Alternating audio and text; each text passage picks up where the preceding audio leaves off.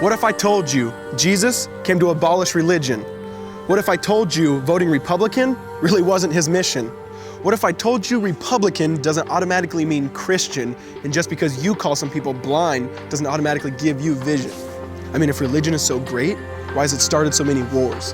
Why does it build huge churches but fails to feed the poor? Tell single moms God doesn't love them if they've ever had a divorce, but in the Old Testament, God actually calls religious people whores. Religion might preach grace, but another thing they practice, tend to ridicule God's people. They did it to John the Baptist. They can't fix their problems, and so they just mask it, not realizing religion's like spraying perfume on a casket. See, the problem with religion is it never gets to the core. It's just behavior modification, like a long list of chores. Like, let's dress up the outside, make it look nice and neat. But it's funny, that's what they used to do to mummies while the corpse rots underneath. Now, I ain't judging, I'm just saying, quit putting on a fake look. Because there's a problem if people only know that you're a Christian by your Facebook. I mean, in every other aspect of life, you know that logic's unworthy. It's like saying you play for the Lakers just because you bought a jersey. See, this was me too, but no one seemed to be onto me.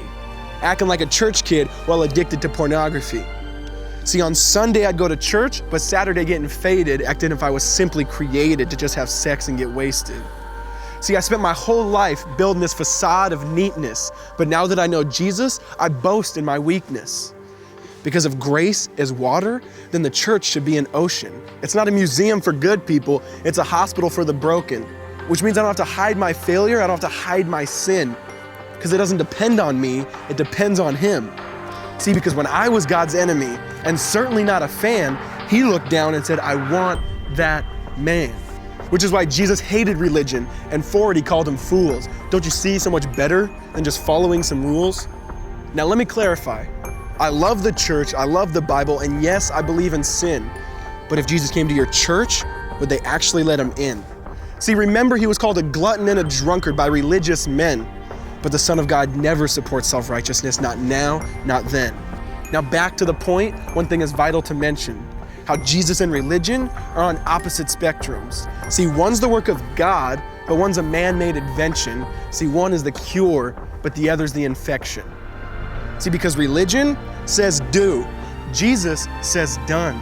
Religion says slave, Jesus says son. Religion puts you in bondage, while Jesus sets you free. Religion makes you blind, but Jesus makes you see. And that's why religion and Jesus are two different clans. Religion is man searching for God. Christianity is God searching for man. Which is why salvation is freely mine, and forgiveness is my own. Not based on my merits, but Jesus' obedience alone.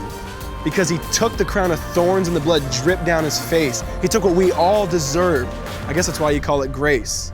And while being murdered, He yelled, Father, forgive them. They know not what they do. Because when He was dangling on that cross, He was thinking of you. And He absorbed all your sin and He buried it in the tomb, which is why I'm kneeling at the cross saying, come on, there's room. So for religion, no, I hate it. In fact, I literally resent it.